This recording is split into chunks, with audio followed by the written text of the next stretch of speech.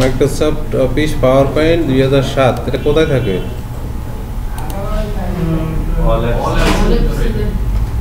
বুঝে পাইছেন? এখন আসলে পাওয়ার পয়েন্ট প্রোগ্রামটা কি? পাওয়ার পয়েন্ট হচ্ছে একটা প্রেজেন্টেশন মূলক প্রোগ্রাম। প্রেজেন্টেশন মূলক প্রোগ্রাম বলতে কি বোঝায়? যেমন আমরা সভা সেমিনার হয়, সেখানে বিভিন্ন উপস্থাপনার দরকার হয়, যেমন মাল্টিমিডিয়া ক্লাস হয়, মাল্টিমিডিয়া ক্লাসকে উপস্থাপনার দরকার হয়। অর্থাৎ কম্পিউটারের সাহায্যে যখন কোনো কিছু কোনো বিষয়ের উপর ভিত্তি করে কোনো সভা সেমিনারে উপস্থাপন অথবা ক্লাসে উপস্থাপন করার প্রয়োজন হয়, তখন এটাকে যদি আমরা এখানে প্রেজেন্টেশন হিসেবে তৈরি করে রাখি, সেই ক্ষেত্রে এটা ডিসপ্লেতে সুবিধা হয়। অর্থাৎ এরকম সিস্টেম আছে। হ্যাঁ হ্যাঁ, এখানে আমরা যখন কোনো স্থিরচিত্র থাকে সেটা ভিডিওর মতো প্লে হবে, মনে হবে, মনে হয় চলমান হয়ে যাবে। স্লাইড শো, হ্যাঁ, মানে স্লাইড শো। এখানে আমরা স্লাইড শো করব। আগে স্লাইড বানাইতে হবে, স্লাইড বানায় পরে স্লাইড শো করব। তো সর্বকিছুর উপর ডিপেন্ড করে হলো ডিজাইন। কি ডিপেন্ড করে? এখন আমার ডিজাইনটা যত চমৎকার হবে, আমার উপস্থাপনটাও তত চমৎকার হবে। আমি যদি ডিজাইন করতে ফেলিওর হই, সেই ক্ষেত্রে আমার উপস্থাপনাটা কি ভালো হবে না। তা আমরা যেমন দেখি এখন সরকার মাল্টিমিডিয়া ক্লাস, বিশেষ করে স্কুল কলেজে কি হয়, মাল্টিমিডিয়া ক্লাস হয় না?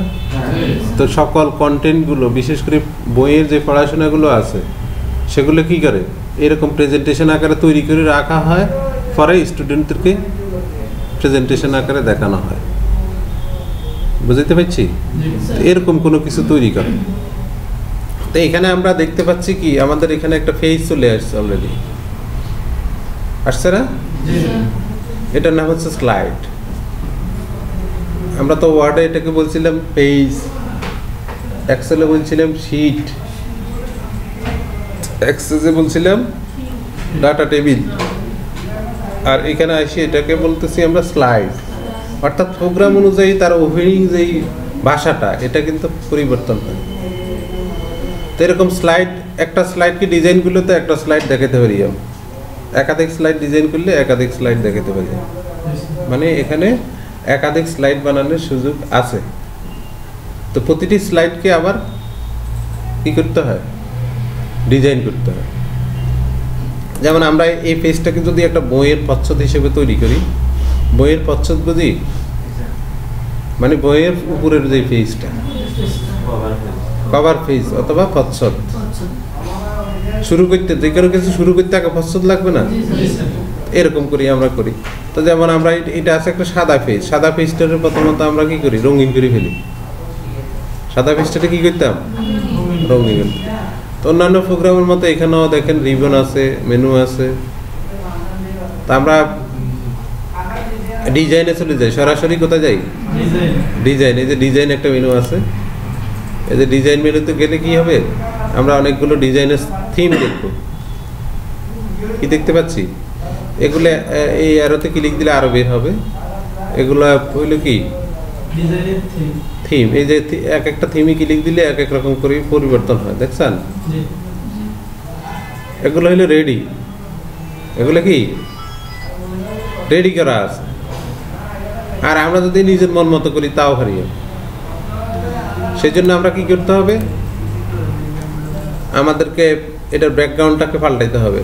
যেমন এখানে ব্যাকগ্রাউন্ড স্টাইল আছে কত রকম আছে নি, এই যে কালার, এই যে ব্যাকগ্রাউন্ড স্টাইল। ব্যাকগ্রাউন্ড মানে বুঝেননি,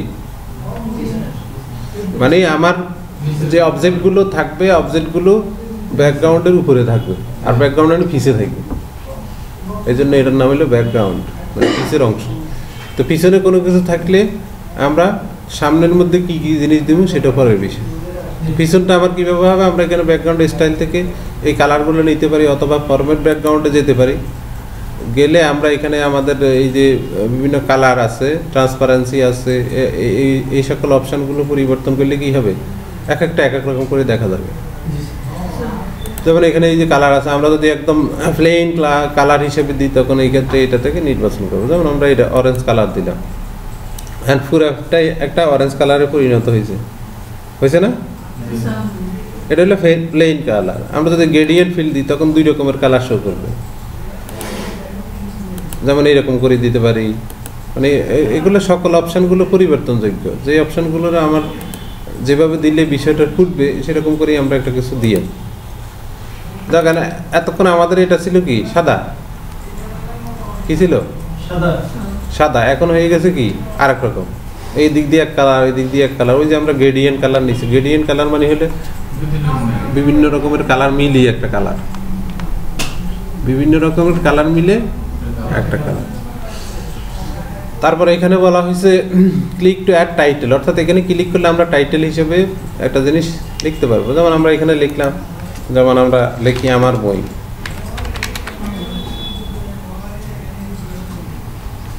আমার বই। আমার বই লিখতে আমি কি করছি, আমি কিন্তু ফন্ট কিছু পাল্টাই না, কিছু কিন্তু পাল্টাই নাই, কেমনে লিখি ফেলাইছি। কন্ট্রোল অল্টার AV দিলে ইউনিকোডে লেখা যায়। কন্ট্রোল অল্টার AV দিলে আমরা বাংলা ডাইরেক্ট লিখতে পারবো, ফন্ট পাল্টানোর দরকার নেই। এটা হচ্ছে ইউনিকোডের লেখা।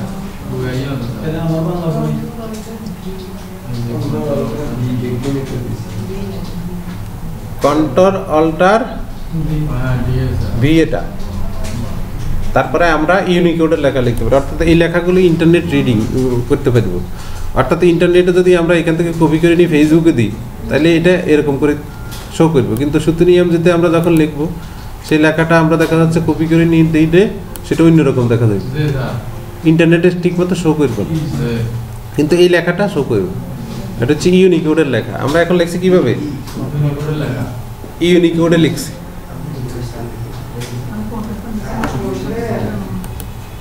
যেমন এখানে লিখলাম 6ষ্ঠ শ্রেণী,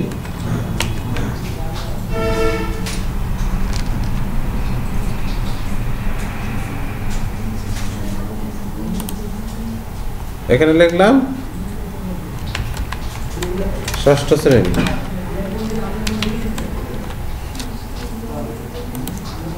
তো এখন আমরা চাইলে এই ডায়লগ বক্সটাকে মুভ করাইতে পারি, মানে উপরে লই যাই, আরো চেপে ধরে উপরে নিয়ে গেলাম, এটাকে চেপে ধরে আর একটু এদিকে নিয়ে গেলাম, তারপর নিচে দিয়ে একটা ছবি দিতে পারি।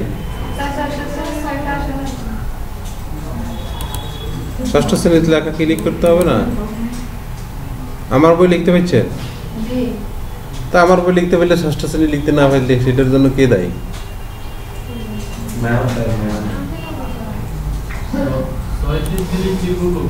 একটা যদি মানুষ, ওই যে কি বাংলা কথা আছে না, যে নাচতে না জানলে উড়েন বিয়ে, না যে নাচতে জানে সে মাটাও নাচতে পারে, স্টেজও নাচতে পারে। অনেক ঘরে বাংলা লিখতে পারছে না, অনেক ঘরে পারে না, কি এটার জবাব আমি কেমন দিই?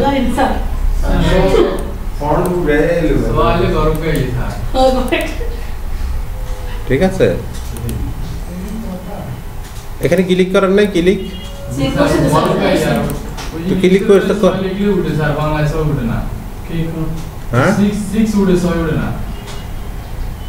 ও 6 বাংলায় 6 উঠে না, এটা না কই তো সেই সমস্যার কথা ঠিক মতো না কই আমরা আরেক রকম, আমরা 6 লিখছেন এই পাশের কিবোর্ড দিয়ে, এই জন্য 6 হইব।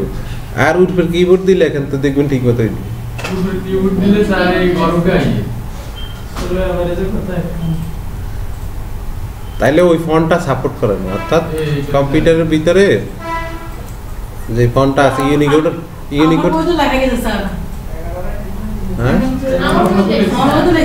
শ্রেণী লিখতে পারেন নাই? তো 6 না আসলে থাক, এটা থাকুক, আমরা 7 বানাই দেন, তো বাদ দেন এটা।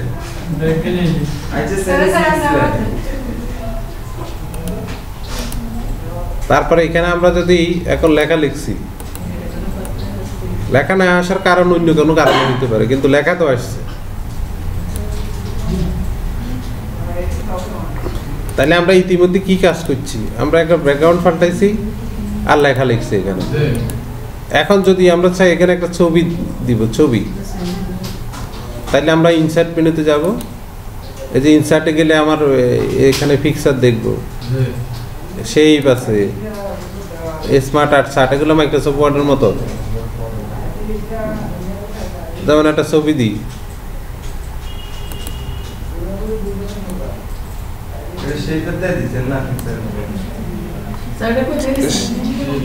এটা আর দেখেন নাই না, এটা কিভাবে হয় এটা আর দেখেন নাই।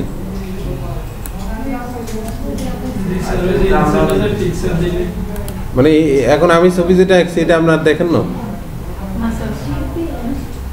মানে আপনি কতটুকু ওই অদায়িত্বশীল এটা বুঝছেন। এই শেপটা কোন প্রোগ্রামে না আছে? সকল প্রোগ্রামে তো শেপ এগুলো আছে নাই নাকি নাই? লাভ দেখছেন? লাভ ও সেটা দেখছেন তো, তার সাথে যে সে আছে এটা দেখলেন না? এই যে লগে লগে ভালোবাসা হইব কি, এই লোক ছাড়া ভালোবাসা হইব কেন? তো এগুলো ভালোবাসা দেখছেন, এটা দেখলেন না কেন? হ্যাঁ, মানুষ ছাড়া ভালোবাসা হইব নি? তো সেটাই দেখলি, কিন্তু ভালোবাসা দেখি ফেলাইছে। যাইব না কেন? এগুলো তো পুরাতন কাজ। এই যে এটার ফরম্যাট টুল আসছে একটা, এই যে এখানে, এইবারে এই ফরম্যাট টুল থেকে এবার এটাকে কন্ট্রোল করেন। এখানে কালার আছে দেখছেন, ভালোবাসাটা কালো করে দিছি নাকি? তারপরে আবার এটারে লাল করে দিই,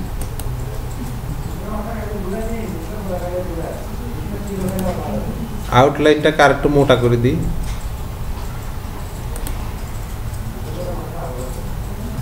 তারপরে এটার একটা কালার দিই,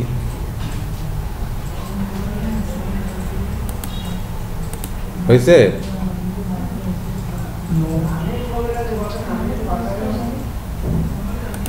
তাহলে আমরা এখন শেপ দিছি, এখান থেকে যে কোনো শেপ আপনি আঁকতে পারবেন।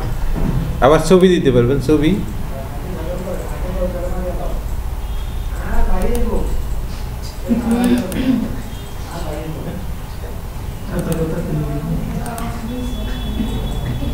যে কোনো ছবিও দিতে পারবেন।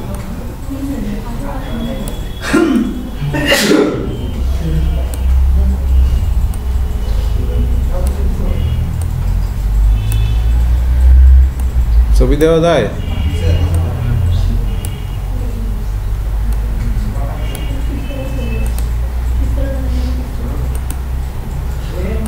তাহলে আমরা শেপ তৈরি করলাম, লেখা লিখলাম, ছবি দিলাম। এখন যদি মনে করি আরেকটা লেখা দরকার, তাহলে কোথায় লিখবো? লেখার তো দুইটাই ডায়লগ বক্স পাইছি, এই একটা। এখন এই জায়গাতে কিছু লিখতে চাইতে কি করি? পারি এমনি? এই যে আমার ওই যে শেপের ভিতরে এই যে টেক্সট বক্স আছে, এই জায়গাতে আছে, আবার এখানেও আছে টেক্সট বক্স। একটা টেক্সট বক্স নিয়ে এবার এখানে ক্লিক করে চেপে ধরে ছেড়ে দিলে কি হবে? একটা বক্স তৈরি হবে আর কার্সর ঢুকবে। হ্যাঁ,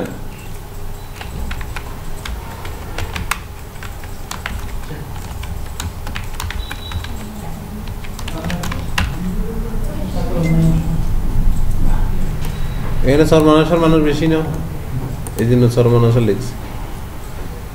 এবার এই ডায়লগ বক্সটা বড় করে দিলাম। এবার লেখাটারে আবার কোন জায়গা দিতাম?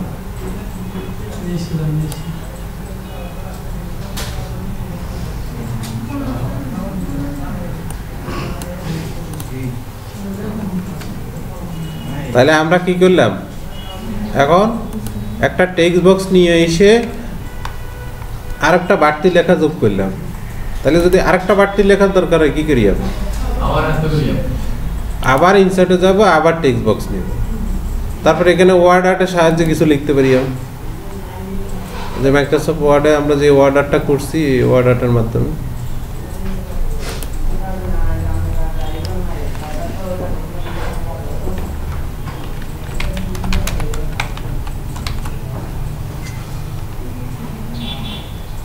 এটাকে মুভ করানো যাবে, ছোট করা যাবে,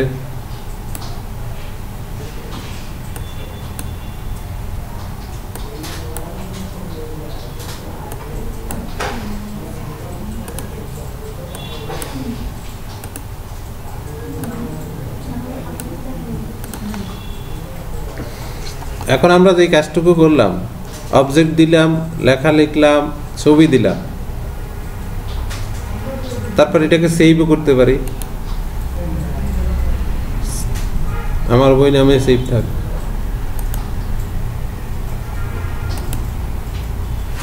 এখন আসেন আমাদের যে বাড়তি যেটা কাজ, মানে এই প্রোগ্রামের মূল যে কাজ, সেই কাজে যাই। এতক্ষণ তো যে কাজ করছি এই কাজটা আমাদের আগে শেখা। এই কাজটা কি আগ থেকে পারি আমরা।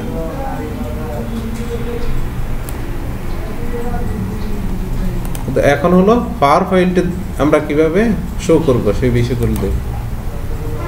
আমরা ডিজাইন দেখলাম, এখন অ্যানিমেশন দেখব। ইনসার্ট দেখে ফেলছি, ডিজাইন দেখলাম, এখন অ্যানিমেশন দেখব। অ্যানিমেশন মানে হলো ওই যে স্থির অবজেক্টটাকে জীবন্ত করে ফেলবে। আমরা এখন এই যে অ্যানিমেশনের এক্সাম্পল আছে, যেমন এটার মধ্যে টিপ দিচ্ছি, কি হয়েছে? নড়েনি, নড়ে না লড়ে, মানে প্রেজেন্টেশনটা কিভাবে হইবে এটা এখান থেকে লড়েনি। এই যে কোনটা দিতাম, অনেকগুলো আছে। অর্থাৎ এই প্রেজেন্টেশনটা কিভাবে ডিসপ্লেতে শো করবে, মানে একজনের সামনে তো শো করবো, আর কেমনে শো করব? যে এক্সাম্পলটা আমার পছন্দ সেই এক্সাম্পলে কি করি আমি, ক্লিক করে দিলাম। অর্থাৎ এটা যখন আমি ডিসপ্লেতে স্লাইড শোতে যাব তখন এরকম করে উঠবে। তো এটার সাথে আবার সাউন্ড আছে, এই দেখেন অ্যানিমেশনের সাউন্ড আছে, ট্রানজিশন সাউন্ড, নো সাউন্ড দেওয়া আছে, এই জন্য কোনো সাউন্ড হয়নি। আমরা যদি এখান থেকে সাউন্ড দিই, হয়েছে নি সাউন্ড?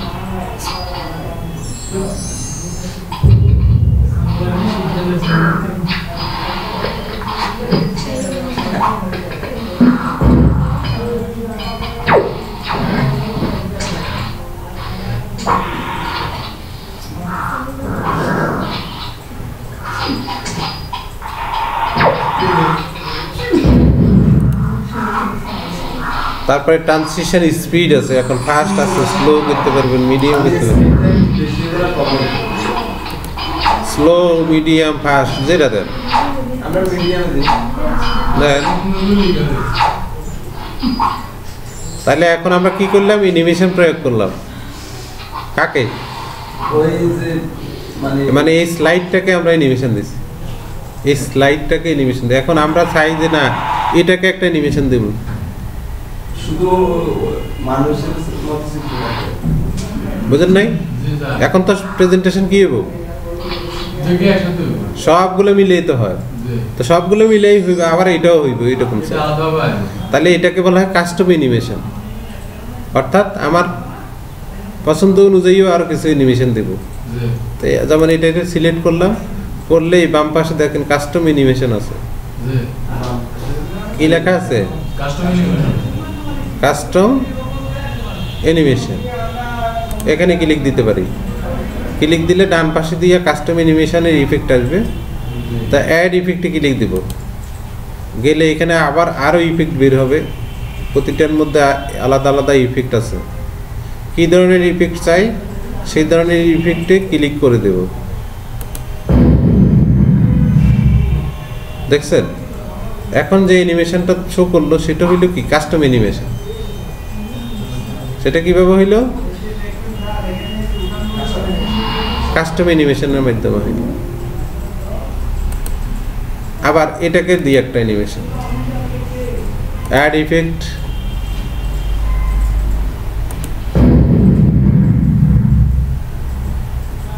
এটার মধ্যে একটা অ্যানিমেশন দিই। এটাতে কি দিয়েছেন?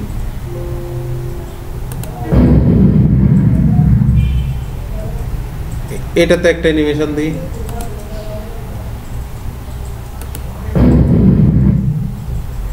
এটাতে একটা দিই,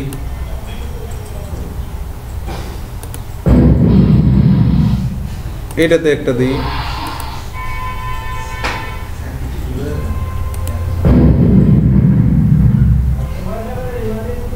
এটাতে একটা দিই।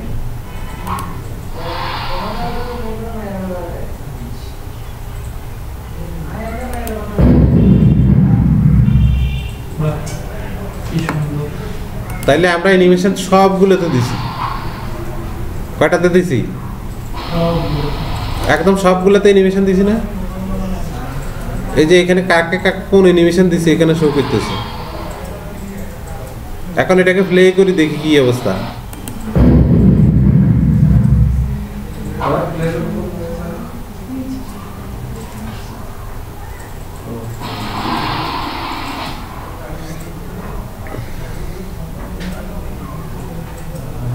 প্লে করলাম।